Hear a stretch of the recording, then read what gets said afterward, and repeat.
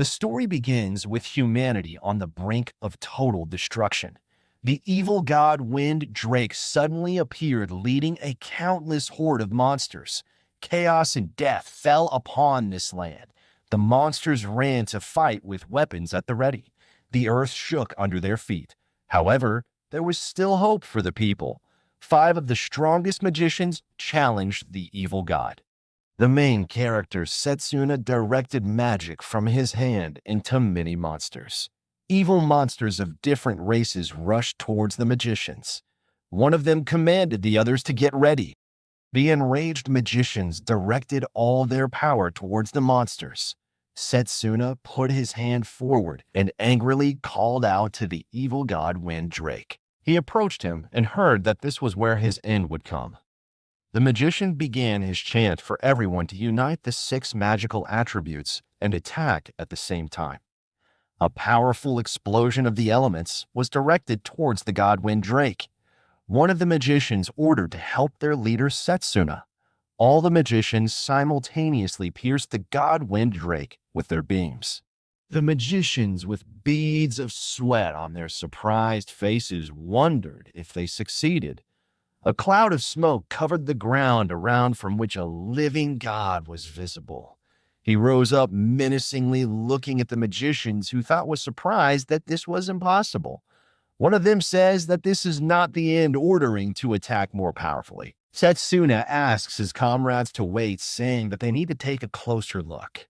All the magicians again directed their beams towards Wind Drake, who stepped back a little and did not get hit. Setsuna thought, did he dispel the magic? The formidable Wind Drake, turning to the magicians, asks, is this all that they people are capable of? Looking at the mages standing in fighting stances, God says that they are pathetic insects that should just rot in his garden because they are pathetic, stupid creatures. One of the mages with a frightened face said that it cannot be that their magic does not work on him. Her partner asks Setsuna what he will order them to do. He, with an irritated face, cries out that this cannot be, thinking that there must be something that they can still oppose him. One of the mages is thrown aside by the blow. The rest of them look at him in horror. They are surrounded by a horde of many monsters. The mages, seeing this, stood in fighting stances ready to fight back.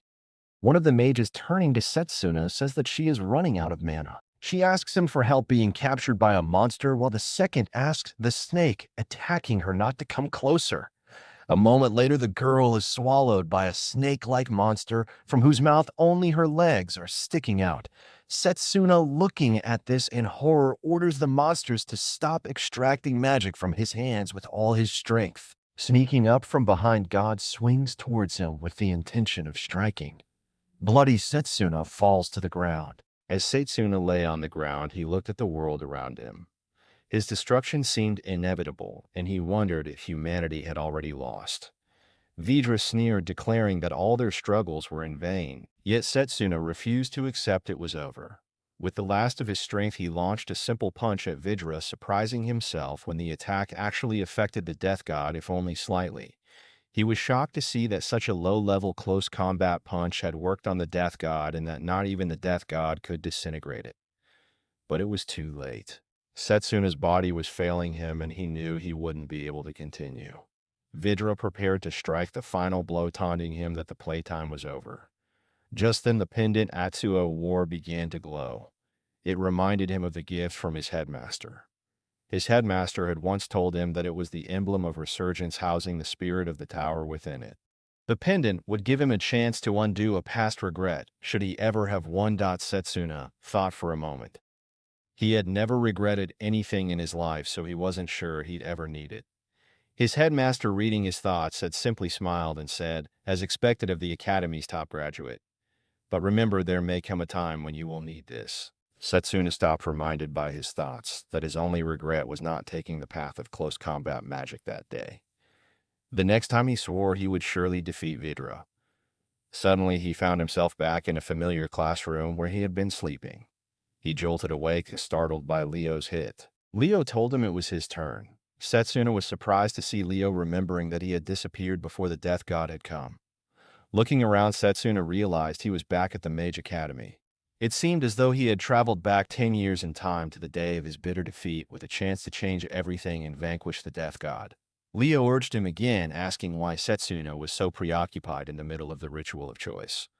Setsuna snapped back to the present and agreed, walking to the front of the class where several teachers along with the headmaster were standing. A girl whispered to another that Setsuna was here, and the second girl added that he had an aptitude for multiple paths of magic. The man in front of Setsuna opened a book, emitting a soft light. Setsuna remembered that there were different paths of magic, each with its own unique set of spells. Once a mage chose a path to specialize in, it would be difficult to learn spells from other departments. It was much like trying to believe in two different religions at once. The man in front of him asked him to choose the path in which he wanted to specialize. The man displayed his skill confidently, telling Setsuna that he was sure he would choose it. Setsuna thought for a moment. Normally, he would have chosen a path of ranged magic, which involved creating elements to use mana and fire at opponents. It allowed mages to keep their distance from enemies, minimizing the risk of being attacked. And it could wipe out multiple opponents at once with wide area spells. He would become the strongest mage if he chose ranged magic, but that wouldn't be enough against the death god. As Setsuna turned away from the ranged magic option, everyone was shocked. Leo, standing nearby, wondered what he was doing. Surely he was going to pick the ranged magic. They all questioned why Setsuna would choose melee magic, which seemed like the most useless option. The man explained that melee magic focused on strengthening the physical body. It was considered outdated and only effective in close combat. He compared it to someone being attacked by a swarm of arrows only to have a single rock to protect themselves. He asked Setsuna if he really wanted to destroy his future. Setsuna knew that by choosing melee magic, he was giving up any hope of becoming a renowned mage. However, this was the only magic that might help him defeat the death god. He couldn't let go of that hope. The room fell silent as everyone watched him choose melee magic. They were shocked, but Setsuna was resolute. With this power, he would defeat the death god. As Setsuna made his choice, there was a collective gasp of surprise, and the students began to chatter. Silas, the head of the ranged magic department, closed the book with a sigh, commenting that he had planned everything for Setsuna, believing he would choose ranged magic. In doing so, Setsuna would have become the greatest mage, and would have brought both fame and glory to Silas as his teacher. Setsuna, however, was unfazed by the murmurs around him. He knew that Silas's plans, while grand, wouldn't matter. In the next 10 years, the world had only 10 years left before destruction, and the death god's first appearance was only 5 years away. Despite possessing all the memories of his past self, Setsuna lacked the experience needed for melee combat. He had no choice but to find a way to master it within the next 5 years. After the ritual was completed, the students were asked to return to their respective departments of magic. Setsuna, unsure of where his classroom was, wondered where he needed to go. He searched for Leo, but couldn't find him. He decided to ask a nearby boy for directions, but the boy, accompanied by a girl, brushed him off, quickly mentioning that they were running late. Setsuna observed the others, who were either already moving or ignoring him, whispering among their groups. He realized that the journey ahead wouldn't be an easy one, but he was determined to find his way. A boy nearby commented that the rumors about Setsuna being a prodigy might be wrong. Another boy guessed that Setsuna might just want to be the center of attention, which was why he chose melee magic. Setsuna reflected on how everyone at the academy was acting so differently from before, and he realized it was all because he had chosen melee magic. He decided to check the map, remembering that there was a map of the academy in the central garden. As he walked toward it, he heard someone casting a fireball and quickly realized it was a battle dot. A girl was defending herself from the attack, dousing the fireball with ease. She then confronted a boy, demanding that he hand over the item her mother had given her. 3 boys were bullying her, with the largest one holding a bracelet. He smugly claimed it was an artifact that contained mana. The second boy sneered, saying it was a waste to give it to a commoner like her, and that they would make better use of it. Setsuna quickly understood that the girl was from the melee magic department, and she was fighting against 3 students from the ranged magic department. The leader of the bullies raised his hand mockingly and told the girl that if she wanted the bracelet back, she'd have to take it from them using her useless melee magic. He then attacked her again with multiple fireballs. The girl responded by activating her physical boost, a core ability of melee magic, which enhanced her physical abilities. While an enhanced body could help her evade attacks, it would be useless if the opponent was out of range. Undeterred, she then summoned the power saved up by her mother for years to get her the bracelet. She asked them if they really expected her to just hand over such a precious item without a fight. She formed a mana blade, and Setsuna immediately recognized what it was. However, he doubted it would be enough to fight back against the three of them. The ranged magic department boy mocked her, claiming she was shaking in her boots and wondering if she could even reach him with that short blade. He attacked again with a fireball, forcing her to fall back. He taunted her, saying it was just as he had predicted, she wouldn't even be able to touch them. Then, with a cruel smirk, he released another fireball, asking if that wasn't the perfect analogy for her entire life. As the fireball was about to strike her, Setsuna rushed forward, lifting the girl out of harm's way. He asked if she knew where the melee magic classroom was and if she could show him the way. One of the boys realized it was Setsuna, who had stepped in, and guessed that he had chosen melee magic as well. The leader boy smirked, saying that it was good news. Now he could crush Setsuna at his leisure. Setsuna stood his ground, calmly stating that he knew melee magic was considered weak, but since he had chosen it for himself, he would find a way to use it. He added that the outcome of a battle wasn't solely dependent on the magic a mage used. The girl, worried for him, begged him to stop, reminding him that they were seniors and he might get hurt. But the boy attacked, launching multiple fireballs at him, declaring that it was already too late. Setsuna focused, using his physical boost to concentrate his mana into his legs. He shot forward, dodging the fireballs with incredible speed. He thought that this would be easy, but as he moved, he wondered what would happen if he tried something more. He noticed the boy was only using fireballs, which led him to believe that fire was the only element the boy could control. The boy shouted at him to shut up, angrily questioning how Setsuna was moving so fast. He swore he wouldn't be beaten by Setsuna. The boy, now furious, created an even larger fireball with both hands, preparing to attack with all his power. Setsuna, however, summoned a sword from his mana and slashed through the fireball, leaving the onlookers stunned. The girl, wide-eyed, asked if it was possible to cut through a spell like that. Setsuna explained that a battle between mages ultimately came down to the control of mana. He recalled how even without a vast mana reserve, his precision in controlling his mana had made him one of the best. He felt the spell had more versatility than he had expected, and wondered what would happen if he combined speed with power. The boy gritted his teeth and declared that he would deliver an even more powerful blow. The fat boy warned him to stop, while the second boy cautioned that if the leader kept this up, an instructor might intervene. The boy ignored them, telling them not to stop him. He began chanting, and while he did, Setsuna rushed in, closing the gap in an instant. With a swift movement, he delivered a powerful mana fist to the boy, knocking him back.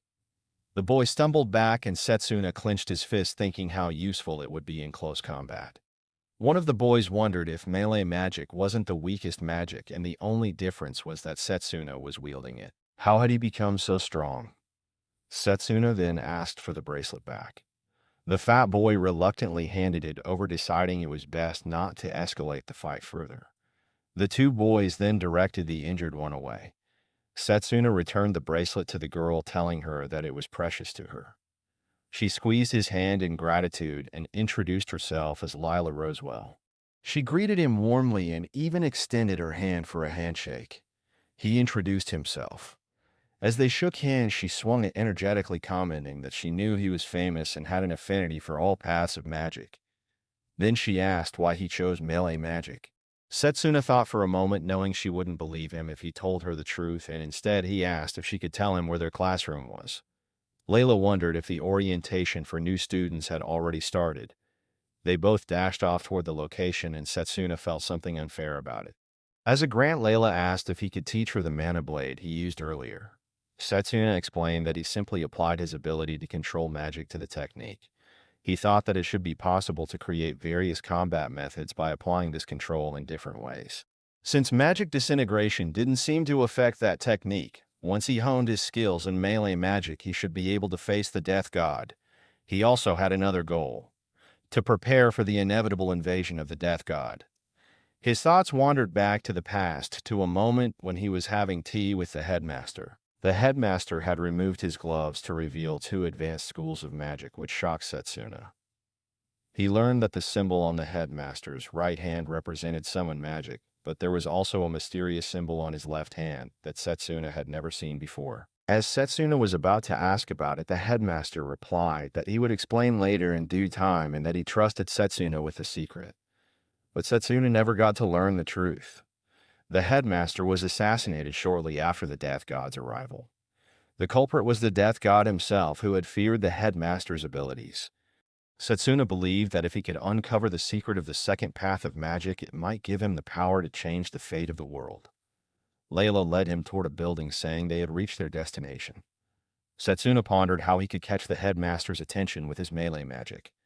The instructor was frustratingly critical even though Setsuna hadn't been late. However, showing up with a girl seemed to have made things worse. As Layla was about to explain the situation, the instructor cut her off, declaring that the days of boasting about Setsuna's good grades were over. Stepping closer, the instructor sneered, reminding Setsuna that he was part of the melee magic division, an outcast in the academy. Annoyed, Setsuna brushed the instructor's hand aside, remarking that it was irritating to listen to him. He questioned why a melee magic instructor would belittle the very path of magic he was supposed to teach in. Infuriated, the instructor grabbed Setsuna's collar, demanding to know how he dared to talk back. Setsuna remained unfazed, stating that melee magic held great potential. That was precisely why he had chosen it. The instructor scoffed, wondering how long Setsuna could maintain his arrogance. Turning away, he issued a challenge. If Setsuna truly believed in melee magic, he should prove it. Nearby students were attempting to break a large stone with their magic. One boy stumbled backward after striking it, realizing it hadn't even left a scratch. The instructor shouted at the class, asking what they were doing. This was their first test to determine their skill level. He explained that inside each rock was a crystal the size of a fish, and their task was to extract it within the time limit. Failure would result in punishment. As the allotted time neared its end, none of the students had even made a dent. One of them complained that the rocks were far too hard, while a girl wondered how they were expected to succeed when they had only just begun learning. Another boy speculated that the instructor was taking out his frustration on them because he hadn't been promoted.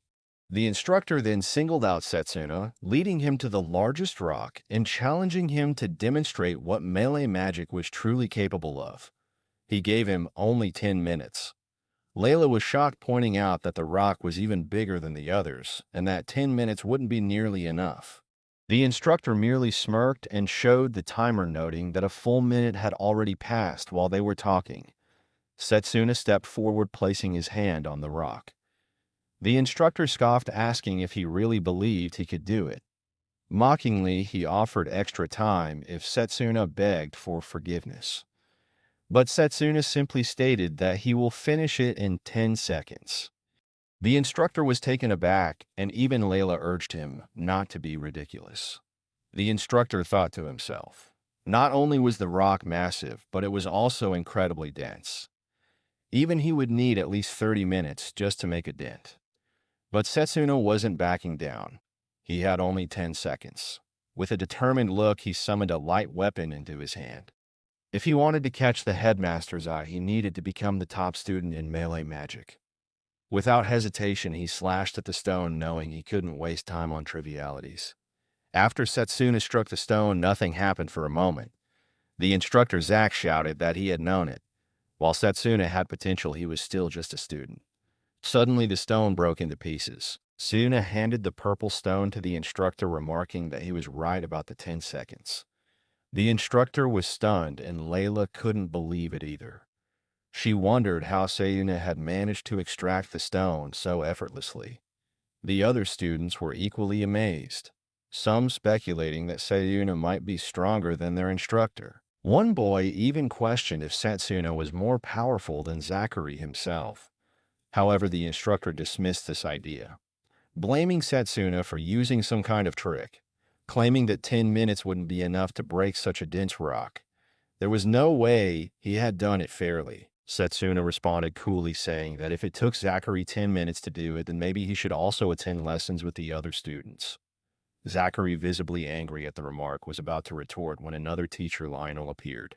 Grabbing Zachary by the collar, Lionel asked if he was bullying the students. Lil continued, saying that Zachary's antics had actually made him wake up. He clarified that Setsuna hadn't cheated. Instead, he had sensed the flow of mana within the rock and struck it at its weakest point. Lionel scolded Zack, wondering how an instructor could be so ignorant of such basics. Lionel turned to the students, announcing that Zachary would now demonstrate the mana guard. Taking a battle stance, Leo remarked that since Zachary was so confident in his training, he was sure the demonstration wouldn't kill him. Zachary, now visibly worried, protested, but Lionel shoved him back, sending him crashing into the building wall some distance away. Setsuna understood that Leo had broken through Zack's mana guard with ease. Realizing just how formidable Lionel was, Lionel then clapped Setsuna on the back, praising him for his impressive skill. He said that for melee magic that's more than enough, and Setsuna didn't need to push himself too hard. Setsuna replied firmly that he didn't intend to lose to any other department and he would aim to be the top student and surpass everyone. Lionel chuckled at Setsuna's determination. That's the spirit, he said, wondering if there was a particular spell Setsuna was interested in learning. If so, he would gladly teach it to him. Lionel then thought to himself, recalling a similar mindset in a previous student. He mused that Setsuna might one day represent the department, but for now he was a rival who could not be underestimated. Introducing himself, Lionel declared he was the head instructor of the melee magic department and he welcomed them all. And today, they were selecting the representative for the upcoming intramural contest. Even though it's early, the intramural contest was a competition between the 8 magical departments, each battling for honor. Every department would select its representative, and these chosen individuals would face off in a tournament-style format. Setsuna remembered that before traveling back in time, he had won the contest for the range magic department, earning the headmaster's confidence.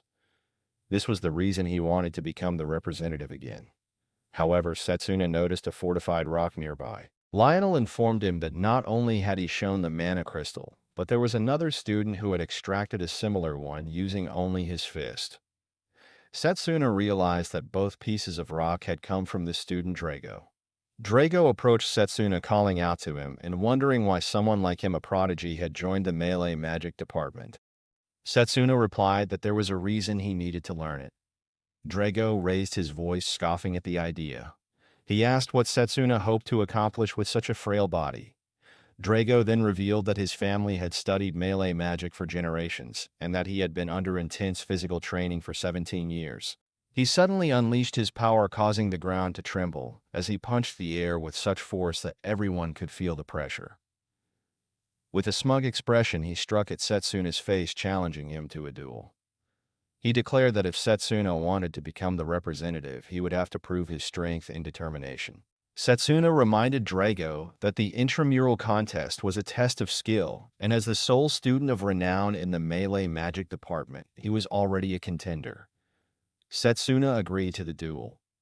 Before things could escalate further, Lionel stepped in, announcing that the duel would be scheduled 1 week from that day. Drago warned Setsuna not to back out, telling him that if he called himself a melee mage, he should fight honorably.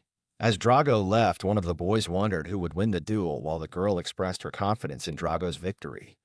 Layla, however, asked Setsuna if he was sure he could defeat Drago. Setsuna shook his head, thinking that Drago's powerful body, honed through years of training, was far too much for him to handle right now. Still, he left with the belief that there was a way. Layla, puzzled, asked where he was going. Curious, she decided to follow him. They made their way into the forest, stopping in front of a giant tree. Layla still didn't understand what was going on. Setsuna touched the tree, revealing that this was his secret training spot. Whenever he trained here, his strength increased threefold. She mentioned that it was an incredible tree. Setsuna explained that it was the world tree, which had been rooted for millennia. The green light emitted by the tree enveloped Setsuna, accepting him as one of its own, and he too was bathed in the same light. Layla was curious about the light, and Setsuna explained that was the blessing of the world tree, which had the effect of accelerated recovery for those accepted by it. He believed he had found this place before traveling back in time. With the world tree's blessing, he no longer needed to worry about running out of mana. He could enter different worlds and undergo training that pushed him to his physical limits. Layla was amazed, but she knew that Drago had been a melee mage since birth. She felt a strong desire to repay Setsuna for returning her bracelet, so she decided to help him by spying on Drago. The scene shifted to the melee magic training room, where a few students, including Drago, were training. Layla walked around observing. Drago was performing exercises with an immense amount of weight. After finishing, he asked Lionel if there were any fortified rocks left. Lionel asked if Drago planned to smash every single one of them. Drago responded that it wasn't about smashing, he was simply borrowing them. He placed a significant amount of weight on his back and began doing push-ups. Lala watched in awe, wondering if Drago was even human. She questioned whether he was truly this strong and wondered if a simple punch would be enough to challenge Setsuna. She researched whether Setsuna could hold his own against Drago. Meanwhile, Setsuna sat under a tree reading a martial arts manual. Layla approached him, telling him that it wasn't the time to sit and read. Drago was doing push-ups with 5 fortified rocks on his back. Setsuna agreed that Drago was incredible, but he pointed out that such intensity was an appropriate level for physical training. He reassured her that there was no need to worry, it was part of his training. Her eyes widened in curiosity. She asked what he meant. Setsuna explained that it was a spell called Physical Bodybuilder, which strengthened the body and allowed for greater control over the nerves by channeling mana. By concentrating mana in their legs, they could increase leg strength in their fists, they would gain greater power in their strikes, and if focused on their brain, would enhance memory. He tossed the book aside and told her do. He had already memorized all the techniques, so he was eager to test them out. He noticed a fallen leaf and with a swift kick used his power to cut it in half. He even created his sword-like force and sliced through the other leaves. Leah marveled at how incredible it was and how quickly he had learned those moves. Setsuna remarked that it wasn't merely enough, and suddenly he felt a sharp pain, causing him to drop to his knees. A wound had appeared on his hand. Leah wondered where the wound had come from, but Setsuna assured her that he was fine. Then the green light from the world tree enveloped him, and he explained that with the physical boost, he was intentionally pushing his muscles to their breaking point. He could focus on recovery, which would allow his body to grow stronger and heal faster. The wound healed before their eyes, and Leah asked if he really needed to go that far. Setsuna replied that he couldn't possibly catch up to Drago with normal training methods, since Drago had spent far more time training than he had. With only a week left before the duel, Setsuna was determined to repeat the process 1,000 times. Leah was surprised and asked how he could go through such tough training even once, let alone 1,000 times. Setsuna answered that it wasn't necessary to be perfect, but when he was training, he remembered the days when he couldn't even wield magic. He had dedicated himself to training every day, even when he failed many times. He never gave up on himself and kept growing, improving little by little. He could endure because as long as he knew he was getting better, it was enough. Afterward, they both continued training together, and during their rest, Leah thought about him. People often said he was born with talent, but in reality, he worked harder than anyone else. Currently, he was lifting an enormous amount of weight while doing push-ups. Finally, the day of the duel arrived. Setsuna stood against Drago in front of the battleground with a large crowd watching them. Drago commented that it was good Setsuna hadn't run away to hide. Setsuna responded that he wouldn't, and he truly wanted to be the representative of the department. Lionel asked if they were both ready, and as they glared at each other, he signaled the duel to begin. Setsuna immediately rushed to attack Drago. Setsuna delivered a left hook to Drago, who blocked it by using his hands as a barrier. Despite the defense, Drago was pushed back from the impact. Setsuna realized that Drago had used the mana guard to block the attack. Drago quickly retaliated with a punch so powerful that the pressure from it could be felt by the audience, leaving them unable to even see the attack coming. Leah was concerned about Setsuna. As the battle began to clear, it was revealed that Setsuna had effortlessly avoided the punch. The students watching the duel were stunned and wondered if the two of them had really undergone the ritual of the choice only a week ago. Setsuna told Drago that had the punch landed cleanly, he definitely would have taken some damage. Setsuna blocked and dodged them, which only angered Drago further. Drago growled, asking if defense was all Setsuna could do, taunting him for having such a weak body. Leah felt that the weaker training hadn't been enough for Setsuna to defeat Drago. Lionel observed that it seemed like Setsuna was losing the duel from the start. Drago launched another kick towards Setsuna, but Setsuna blocked it once again. Lionel noted that Setsuna was likely using his mana control to parry Drago's attacks. Drago, growing more irritated, snapped that elites like Setsuna always looked down on melee magic.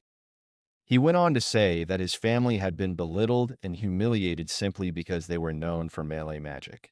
In a surge of anger, Drago conjured a sword, declaring that he would defeat Setsuna for sure. Setsuna responded by summoning his own sword, and the two rushed toward each other, their swords clashing in a powerful strike. Drago followed up with several quick slashes, but Setsuna skillfully jumped and dodged each one. Finally, Setsuna landed a slash of his own. As Drago jumped to attack once again, Setsuna evaded, and the ground beneath them cracked with the force of their clash. As Drago charged again, Setsuna remembered the words of two boys who had criticized him for picking a fight with Drago and for choosing melee magic. Setsuna then told Drago that he understood where he was coming from, but he aimed for something greater. Drago, confused, didn't understand what Setsuna meant. With that, Setsuna broke through Drago's mana sword with a precise strike. Drago was momentarily stunned by the attack, but in the next instant he retaliated and struck Setsuna once more. Using the physical boost acceleration, Setsuna increased his speed and countered with an attack. Leah realized that Setsuna's attacks were starting to have an effect on Drago. Lionel thought that Drago was performing admirably, but said Setsuna's mana manipulation and physical boost were proving to be just as impressive. Lionel couldn't wait to see who would come out on top, knowing that to break through Drago's solid defense, Setsuna would need to create a gap. As Setsuna rushed to attack Drago, Drago conjured another sword, slashing at him in a fit of rage. Sensing the danger, Setsuna swiftly dodged the attack. Drago's strike hit the ground with immense force, shattering it. Seeing this, Drago smirked and confidently declared that Setsuna wouldn't be able to escape on those legs of his. Fueled by fury, he clenched his fists tightly, making Leah wonder what he was planning next. Drago charged forward and punched at Setsuna, but as the punch hit, it turned out to be nothing more than an afterimage of him. The real Setsuna was already in the sky. From above, he explained that by concentrating mana on a specific spot, one could create an afterimage to mislead their opponent. Without wasting another moment, Setsuna moved at incredible speed. As Drago prepared for another attack, Setsuna declared, "Let's finish this." With that, he unleashed a powerful slash at Drago. The audience was in shock, and Lionel wondered if Setsuna had taken advantage of the movement during the attack. Both of them had been incredibly impressive. Lionel then announced that the match was over and declared Setsuna the winner. As Drago lay on the ground after the final slash, Leela was overjoyed to see this outcome. To everyone's surprise, Drago slowly got back up. The audience gasped, amazed that he could stand after such a devastating blow. It was clear just how strong Drago truly was. However, Drago was furious with Setsuna, thinking he had held back in the final attack to prevent a fatal wound. Setsuna extended his hand to help him up. Drago, still seething with anger, asked him what he was fighting for. Setsuna paused for a moment before answering. He said he fought so that he wouldn't lose to anyone or anything, and that he was going to keep getting stronger. Drago, acknowledging his strength, said that was why he was so strong. He then accepted his defeat. Setsuna replied that Drago had truly been a worthy opponent and that he believed Drago would surely be a great help in the fight against the Death God. Legel approached, telling Setsuna that he must have been incredibly determined to face Drago at such close range. He then raised Setsuna's hand, declaring that based on the results of the match, Setsuna would be the representative of the melee magic department. A few days later, Lionel led Setsuna to a room, telling him he was about to meet the representatives from the other departments. Lionel warned him that he was the last person who should be giving Setsuna advice, but told him not to cause any trouble. Setsuna assured him he wouldn't, then entered the room where 7 representatives were waiting. A boy with glasses looked at Setsuna and wondered aloud if the melee magic department would be participating that year as well. He remarked on their shamelessness. Setsuna recognized the boy as Null from the enhancement magic department. Null walked closer, placing his leg over Setsuna's and pressing it down. He taunted him, saying they would be rivals in the first match and that in the past 100 years no melee magic participant had ever won the contest. Setsuna, unbothered, replied by moving his leg to press against Null's, commenting, "Seems like the enhancement magic department has a unique way of greeting others." Is that how it's done here? Null grew angry, but Setsuna calmly responded, I don't care about the last 100 years. I'll be the champion this year. At that moment, the headmaster entered the room and smiled, commenting that it was nice to see them both fired up, but they should save their energy for the real match. As all the representatives stood up to show respect, Setsuna reflected that the headmaster had appeared at this moment, just as he had in his past life. The headmaster stood before them, and a pink-haired lady greeted him warmly, saying she would do her best to make him proud during the intramural contest. Although he had held back then, it didn't mean he should underestimate her now. The headmaster began by congratulating them all for being chosen as representatives of their respective departments. He expressed his happiness at seeing the 8 talented students gathered in one room. He then informed them that the matchups for the intramural contest had been determined at random and would take place one-on-one in a tournament format. The first match would be between the melee magic and enhancement magic representatives. The second match would feature the healing and raising magic representatives. The third match would pit the formation and summoning magic representatives against each other. Finally, the last match would involve the representatives of irregular magic and alchemical magic. The headmaster also mentioned that the contest was an opportunity for them to experience different magical specializations firsthand. The matches would take place in 10 days, giving them time to train and rest. He looked forward to seeing their battles. All students bowed in agreement. As they did, Setsuna felt this might be his chance to speak with the headmaster. When the headmaster started to leave, Setsuna called out to him. The headmaster recognized him as the representative of the melee magic department. Setsuna introduced himself and asked if he could make a request. If he won the contest, would he be allowed to learn about the headmaster's magic? The headmaster, surprised, replied that since Setsuna was a melee magic student and he was a summoner, he didn't think his magic would be of much help. But Setsuna clarified that he was interested in learning about his second specialization. The headmaster's expression changed, and he became visibly irritated. He rumbled and asked where Setsuna had heard about that. Setsuna's display of formidable power was evident, and it seemed somewhat suspicious. However, if he was to find a way to defeat the Death God, he couldn't afford to back down at this point. He couldn't quite explain why, but if the melee magic department won the contest for the first time in a century, it would change how the world viewed them. What he was asking for in return wasn't too much. The headmaster replied that it didn't seem like Setsuna had any ulterior motives, so he agreed to let him test his abilities if he won the contest. The headmaster warned him, however, that it wouldn't be easy by any means. Setsuna responded with determination, expressing his intent to win the contest and receive the headmaster's teachings. The headmaster stepped away, appreciating Setsuna's spirit. Later that evening, Setsuna sat alone outside, eating something delicious and reflecting on his 10 years at the academy. He realized that there hadn't been much to do in his spare time during those years. He decided to thank Leela for recommending the meal. The 10 days leading up to the contest, he focused on his goal. Suddenly, someone told him there was no need to worry about preparations. Just before a giant fist came crashing toward him, he blocked the attack with his hand and quickly created distance, only to realize it was a golem. Null was behind it all, watching from a hidden spot. He observed that it wasn't too bad, but he had used the blind spot of Setsuna to his advantage. Setsuna understood that the golem was created by Null, who had used his power to turn life into stone. He asked what Null intended to do next. Null replied that they should finish what they started earlier and not wait for the official match. Against the melee mage, he summoned several golems to attack from behind and declared that Setsuna must pay the price for humiliating him. Setsuna calmly responded that Null had brought this upon himself. As the sound of bells rang, Null decided to stop, saying that it wouldn't look good for others to see him cornering a weak and defenseless opponent. He dismissed the golems and left, threatening to crush Setsuna even more thoroughly in the upcoming match. Setsuna realized that Null was very talented, controlling multiple golems at once. However, his attention was drawn to the bread that had fallen during the confrontation, knowing he wouldn't be able to enjoy it now.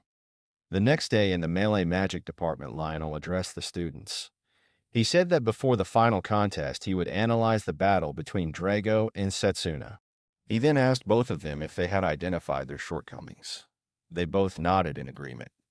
Lionel asked Drago to go first.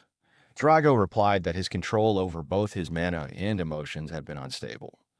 When Lionel turned to Setsuna, Setsuna answered that his physical strength was lacking, and in terms of strength, Drago had overpowered him. Lionel appreciated their honesty and reminded them that growth was impossible without facing their weaknesses. He encouraged them to focus on those shortcomings during the upcoming match. Leela raised her hand and asked the teacher if the match would also serve as a form of training for the intramural contest. Lionel smiled and replied that it was a good question. He mentioned that Setsuna's first match would be against the Enhancement Magic Department. According to Setsuna, Null's ability lay in commanding large numbers of golems. And since golems had physical forms, fighting them wouldn't be too different from facing a melee mage. Lionel gave instructions to both students. He told Drago to focus on his speed because in the upcoming match he would attack Setsuna from multiple directions to simulate a group of golems. As for Setsuna, he was to block Drago's attacks and practice counterattacks. Drago got ready and said that it won't be like last time. Setsuna responded that he was hoping the same. Drago rushed forward to punch Setsuna, but he dodged the attack. Drago wondered if Setsuna thought he would attack from the right, but before he could react, Setsuna was struck with Drago's second hand. Setsuna realized he was a bit too slow. Lionel praised Drago, noting that he had struck a good balance between speed and power. Drago was also praised for his defense, and Lionel instructed him to use footwork to counter Setsuna's movements. Setsuna agreed and stepped back, preparing to punch Drago. After a while, both of them were lying on the ground exhausted. Drago thanked Setsuna for the match. Lionel approached them and said that their movements were good. He believed that in just a few days they would be able to handle golems without any trouble. He handed them water bottles, and Setsuna, taking one, said that he won't let his guard down. Lionel observed, noting that Drago had a solid foundation. Setsuna had exceptional instincts, and both were improving quickly. Finally, the day of the contest arrived. The audience was excited, and the host announced this was the 781st intramural contest. Out of the 8 students representing the Academy's magical departments who will reign supreme. Both Setsuna and Null stood in front of each other ready for the match. The host addressed the audience, telling them they could place bets on the contestants. Most of the audience was betting on Null, and they wondered who would bet on the melee mage. A boy who had previously been beaten by Setsuna approached him and told him that he should win the battle and make sure to show everyone who was really in charge. Meanwhile, the audience noticed actor from the range magic department arriving with a man appearing completely at ease despite his upcoming match. It was clear that the winner of this match would face actor next. The host then announced that the stage would change randomly for each match, and for this one, the stage would be a desert. Null teased Setsuna, saying, "Seems like luck isn't on his side either." A few kids in the audience cheered for Null, convinced that Setsuna, being from the melee magic department, would be easy to beat. Another boy expressed how good it felt to be up against the weakest department in the academy. Leela, overhearing the comment, shouted at them to be quiet. She promised that they would see if they still thought the melee department was the weakest after the match. As she raged toward them, Lionel stepped in to calm her down. Finally, the host announced to let the match begin. Null picked up a stone and asked Setsuna if he knew what it was. Setsuna wondered if it was a piece of fortified rock. Null confirmed, saying more precisely, when combined with the sand it creates golems. As if on cue, a golem made of fortified rock appeared, impervious to blades. Null then showed a pouch full of the same stones and scattered them around the area as golems emerged. Null told Setsuna that let's see how long he can last. Leela, watching in shock, couldn't believe how many golems Null had summoned. Null smugly explained that in the desert he could create as many golems as he wanted, and Setsuna wouldn't even come close to matching him with melee magic. A boy in the audience said it was obvious what the outcome of the match would be, while another boy next to him mocked Setsuna. Null then addressed Setsuna, asking if he had any last words. Setsuna replied that it was disappointing.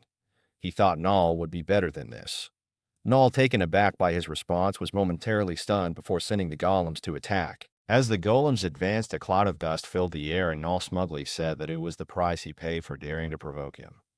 The audience, unable to see through the dust, wondered what was happening. They couldn't make out anything on the ground due to the swirling sand. On the ground, Setsuna focused his mana and began cutting down the golems one by one. He had mastered how to demolish those ages ago, he muttered.